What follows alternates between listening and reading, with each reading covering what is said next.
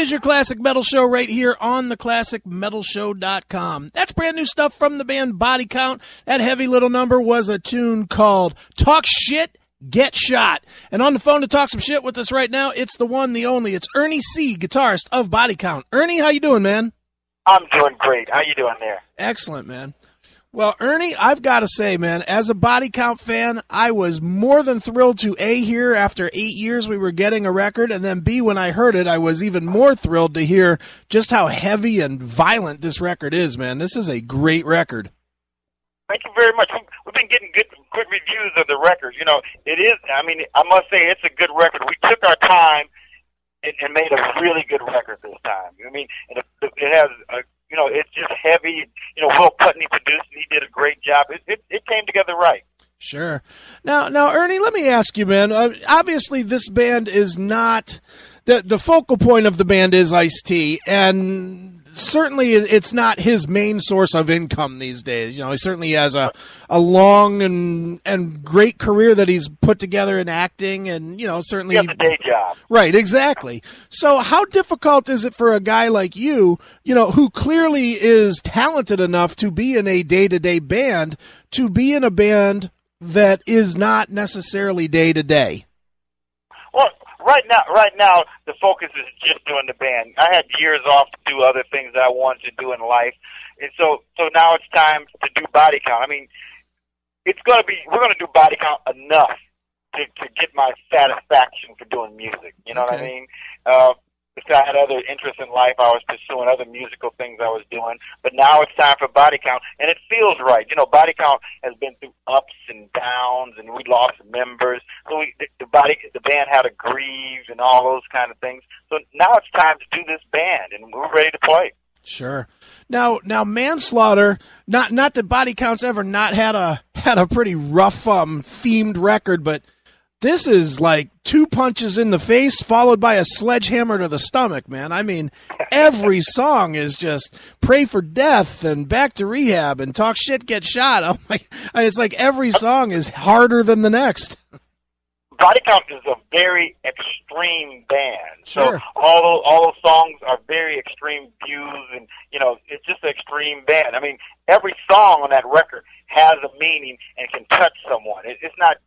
Those are real songs. I mean, you know, like Bitch in the Pit. I mean, you know, we went to a concert and we saw this girl that was really telling the guys how to run the pit, you know what I mean? Right. You know, talk shit, get shot. It's just a rule of life, you know? It's just the extreme of what you can do, you know, from talking too much. You can get shot from talking too much. It's the extreme, but it can happen. And it goes off to the internet, the way people just, you know, they bash people on the internet because it's so, you know, people just bash people they don't know for no reason. So we're like, we can't get back at you, you know? Right, definitely.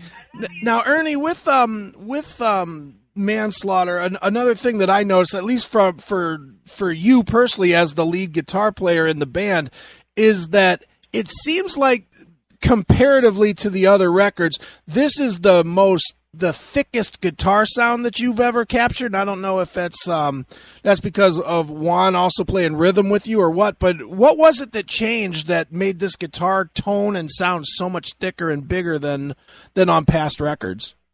I played most of the guitars on the record. Juan came in the band later. Okay. But it's just time and learning how to play, you know, the kind of riffs that I want to play, and just Will Putney helped out a whole lot because, you know, if you listen to some of the records he did, you know, that's why we chose Sumerian, because they were young and had a good attitude, and, you know, and they helped us find Will Putney, and we listened to some of the records he did. I'm like, I like the way those sound, you know, and I want to kind of catch that vibe on the record, and he managed to catch it. I mean, the bands can play. You know, we've been around for 25, 24 years. So sure. The band knows how to play. We know how to do records. We just have to capture what's contemporary right now. And I thought we did a good job on this one. Sure.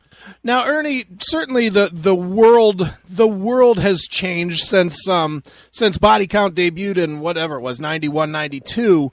You know, when you guys first came out, you guys were such an anomaly of, you know, a bunch of black guys that could play metal and could play metal evenly with their contemporaries. You know, there were other bands that tried it, but clearly they didn't have the full feel of it. Right. You know, now certainly things have changed. You've got bands out there like Seven Dust that are led by a black band, and you've got other bands that are, you know, that have Living Color certainly cut a nice path as well, you know, over the years. What do you see differently now, and do you think that people are just done with that view of, well, this is a bunch of black guys playing in a metal band, instead of just saying, well, this is a metal band?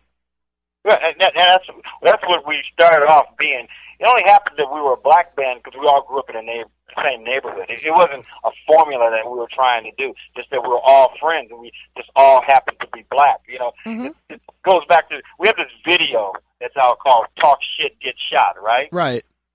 And we've been getting criticism that we only shoot white people in the video, right? Right. And our thing is, the director only brought white people for us to shoot. So that's who we shot. So the band, back to Body Count, the band was just friends, and that's what we had. But now we brought Juan into the band now. You know, we weren't looking, when I went looking for another guitar player, I didn't say to myself, let me go find a black guitar player. I found a person who was right for the job. In the past, I have done that. I got pigeonholed myself into, I have to find a black guitar player. I've done that. I had my guitar tech playing who was black. But the best person for the job is Juan. Juan, you know, he played with Evil Dead, and he played for Agent Steel, and he's known to us for 20 years, and he's the right guy for the job. That's why the band right now, when you see us play, the band sounds really good. Sure. Definitely. Well, the band certainly sounds really good on the record. There's no question there. Now you guys are getting ready to go out on a fairly big tour. Talk a little bit about that. I know. You know, we haven't gone on a tour like this in a decade. Sure. You know? We played Europe 7 years ago to support the record. It was only like 10 shows. This time we're going out on 30. We're going to do 33 shows. Wow. So. The thing about it is, we only get to play for half an hour on this show. Okay. I mean, our show is an hour and a half. Ice talks for 30 minutes.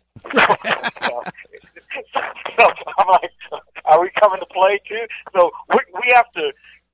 We're gonna play some new songs. So there's our good new songs. We have to still play Cop Killer, and we have to play There Goes the Neighborhood and Bowels of the Devil. So we have to balance it out in a half an hour. So I think it'll be good for the band to play. Plus the audience, we're going out on the Mayhem. I mean, some of the fans for Avenged Sevenfold wasn't born 24 years ago when we did our first record. And we've been playing, we've done like 3 warm-up shows on 3 festivals, and the audience is 24 years old or 25 years old average, and they knew the songs. And we're really surprised, you know, that, you know, we're getting out there to play on this tour, and I think we'll do well. Sure.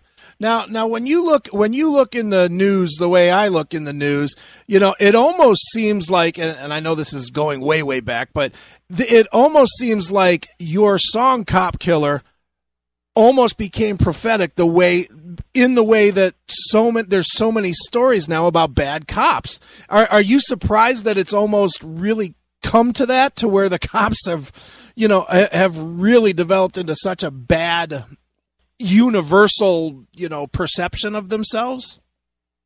Not really. I mean, we knew about it before we wrote the song. That's why we wrote the song. Mm-hmm. But it happened because of Rodney King, his video. But right now, there's so many Rodney King videos going around that now it's coming more to the forefront. But we wrote that song because we knew it was going on years before anyone else did. We wrote "Cop Killer" before Rodney King. You know, that's the thing. We wrote the song, and then they made that the anthem for the song. When we recorded the song, we put Rodney King in the song. We played that song on Lollapalooza, you know, in 1991.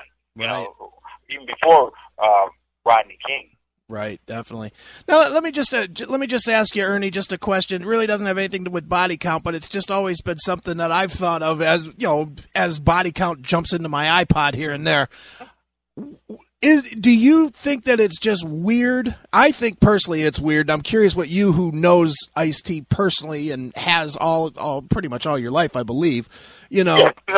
15 or 14 or some Sure. some ridiculous number. Right. Do you find it weird that you guys made your mark with a song called Cop Killer that was about a cop shooting a cop, and now he's a cop on TV and has been for, 15 years or whatever? 15 years? Yeah. Not at all. You know, he's acting on there, and it's a job. It's a day job. He's closer to body count than he is to a cop. Yeah. You know what I mean? He's closer to that end of the spectrum than he is to being a cop, you know? Sure. So I laugh at it sometimes. We laugh at it. I mean, it's funny, but that's a day job. That's what he does, you know? Right. No, I certainly wasn't trying to say, well, he's closer to being a cop. I was just more... I mean,